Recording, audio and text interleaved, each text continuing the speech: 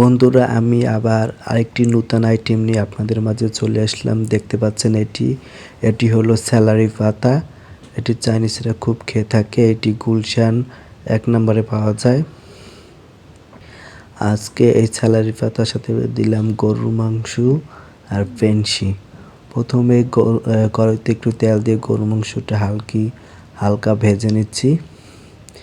এখন উঠিয়ে নিচ্ছি। এখন সেই তেলে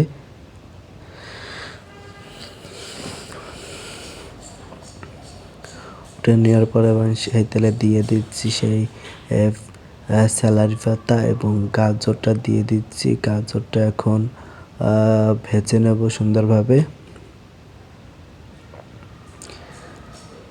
গাজরটা ভেজে নিলাম। গাজরের ভাজার সময় এখন দিয়ে দিচ্ছি হালকা লবণ, যাতে এটার ভিতরে ভালো মতো ঢোকে লবণটা।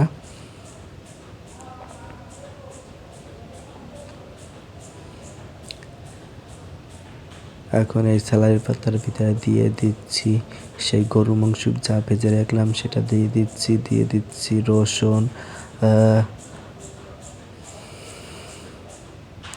এখন দিয়ে দিচ্ছি সয়া সস দেওয়ার পরে এখন দিয়ে দিচ্ছি ডার্ক সয়া সস। এটা দিলে হালকা একটু কালো রং ধারণ করে। এখন সেই পেনসিগুলো দিয়ে দিচ্ছি, মানে লুডুস। এটা দিয়ে সুন্দর নাড়াচাড়া দিচ্ছি।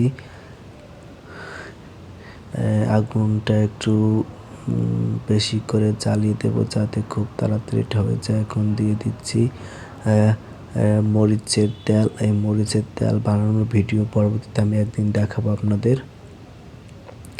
সব মশলা দেওয়ার পরে এখন সুন্দরভাবে নাড়িয়ে ছেড়ে দিচ্ছি।